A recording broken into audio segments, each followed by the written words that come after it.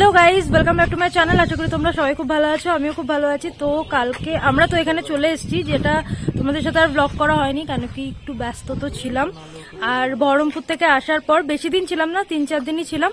তারপর এখানে আসার পর কেন কি স্নেহিলেরও আসার কথা ছিল, তো এখন আমরা যাচ্ছি পাগলাচণ্ডীতে পুজো দিতে। তো পুজো দেওয়ার ছিল মেয়ের নামে, তো এই জন্য আর কি যাচ্ছি। তো চলো ব্লগটাকে শুরু করে দিচ্ছি, দেখতে থাকো। রাস্তাঘাটে যেটা হবে তোমাদের সাথে শেয়ার করব। আর বহরমপুরে ভেবেছিলাম তোমাদের সাথে আরো ব্লগ শেয়ার করব, কিন্তু হয়ে উঠলো না কেন কি একটুখানি বিজি ছিলাম। তো চলো দেখতে থাকো। দেখো ছাগলগুলোর অবস্থা কত সুন্দর, সবাই মাছ ডাল ভাত সবকিছু দিয়ে যায় আর ওরা কিন্তু সেটাই খাচ্ছে। আমরা জানতাম শুধু ঘাস পাতা খায়। দেখো তাহলে অবস্থা, কলি যুগের কি অবস্থা। আর আমরা এখন পাগলাচণ্ডী যাচ্ছি। একটা নিয়ে কিনে দিই দাও।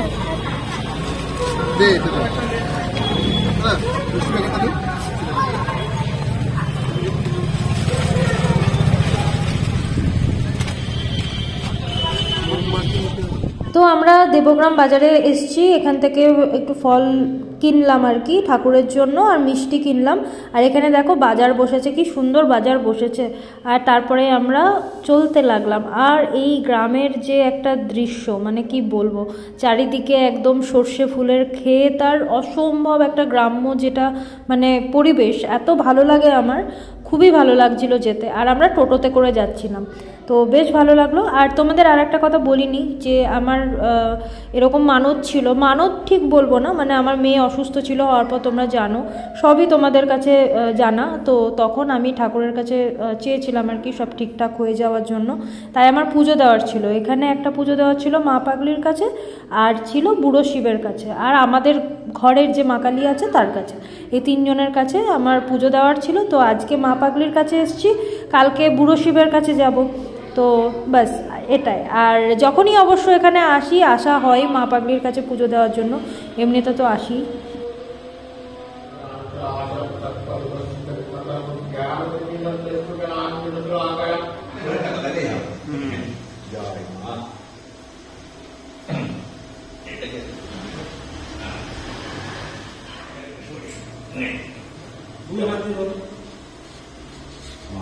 জয় মা, ঠিক বলে দে মা। হ্যাঁ জয় মা। জয় মা,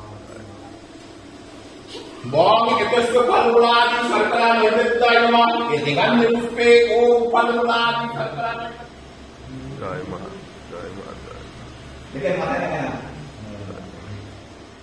তো আমাদের মা পাগলির কাছে পুজো দেওয়া হয়ে গেল। এবার আমরা বাইরে একটা মানে শিবলিঙ্গ ছিল আর কি, সেখানে জল ঢালছিলাম। আর সব কিছু নিয়ে এসেছিলাম, ওই গঙ্গা জল দুধ এগুলো সব নিয়ে আসা হয়েছিল, ওগুলোই আর কি ঢালছিলাম। আর চারিদিকটা ঘুরে ঘুরে স্নেহিলও দেখলো, মানে স্নেহিল তো এর আগে এসছে, মানে আমার হাজব্যান্ড, ওরও খুব ভালো লেগেছে।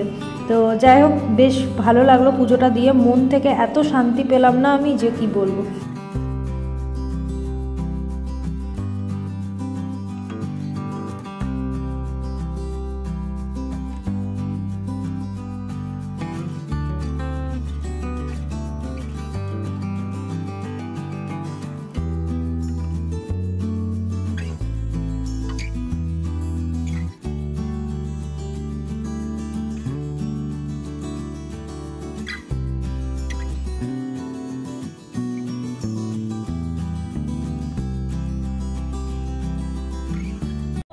পুজো টুজো দেওয়া হয়ে গেছে, খুব ভালো পুজো দিয়েছি।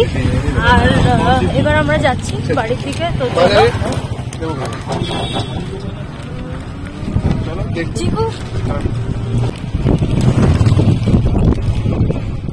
হ্যালো গাইজ, তো আমরা ফেরার পর একটুখানি রেস্ট করেই এবার খেতে বসেছি। মা বানিয়েছিল হচ্ছে রুই মাছের একদম হালকা পাতলা ঝোল। বলাই ছিল যে একদম হালকা পাতলা রান্না, রোজ রোজ মাটন চিকেন আর ভালো লাগছে না। আর যেহেতু পুজো দিয়েছিলাম মাটন টাটন আর খাইনি। আর এখানে অরহরের ডাল আছে, আর অনেক প্রচুর রান্না হয়েছে, সেটা দেখাচ্ছি। তো এখানে জামাইকে খেতে দিয়েছে মা গরম ভাত, ঘি, তার সাথে আছে বড়ি দিয়ে, পালং শাকের চচ্চড়ি, সব সবজি টবজি দিয়ে। আর এখানে ওর খুব পেঁয়াজকলি ভালো লেগেছে, তো আলু পেঁয়াজকলি ভাজাটা রোজই প্রায় ছিল। আর মাছের মাথা দিয়ে এখানে বাঁধাকপির তরকারি। আর আমাদের ওখানে জানো তো পেঁয়াজকলি পাওয়া যায় না, এই কারণে এখানে ওর বেশ নতুনত্ব লেগেছে খাবারটা। আর এই অরহরের ডাল আমাদের জমির, মানে আমার শ্বশুরবাড়ির জমির ডাল। আর এখানে হচ্ছে মাছের পাতলা ঝোল, রুই মাছের। আর জাস্ট খাওয়াটা জমে গেছিলো। আর এখানে দেখতে পাচ্ছ আমি বাচ্চাকে খাওয়াচ্ছি, মানে চিকুকে খাওয়াচ্ছিলাম আর কি। জিওল মাছ এনেছে বাবা। আর এখানে স্নেহিলও খাচ্ছে বেশ তৃপ্তি করে। স্নেহিল বলছিল রোজ রোজ আমি চিকেন মাটন খাবো না, এখানে যেরকম রান্না হয়। অ্যাকচুয়ালি আমাদের ওখানকার খাবার একটুখানি ডিফারেন্ট, তো মানে বুঝতেই পারছো একটুখানি ডিফারেন্ট ওখানকার খাবার, এই কারণে ওর এখানে বেশ ভালো লাগছিলো হালকা পাতলা। আর তারপরেই বাচ্চাদের সাথে টাইম কাটাচ্ছে। অর্ধেক তো ঘুমিয়েই গেছে, কেন কি টায়ার্ড ছিল, আমরা বেরিয়েছিলাম পুজো দিতে। তো বেশ ভালোই দিনটা কাটলো। আর পুজোর কিছু কিছু ছবি তোমাদের সাথে আমি শেয়ার করলাম, আশা করি তোমাদেরকে ভালো লাগবে। তো চলো আজকে ব্লগটাকে এখানে শেষ করছি। ভিডিওটাকে লাইক কমেন্ট শেয়ার করতে ভুলো না। আর যারা এখনও সাবস্ক্রাইব করোনি প্লিজ গাইজ সাবস্ক্রাইব করে দিও। কালকে আসছে নতুন একটা ব্লগ। তো চলো এখনকার মতো টাটা, দেখা হবে নেক্সট ব্লগ।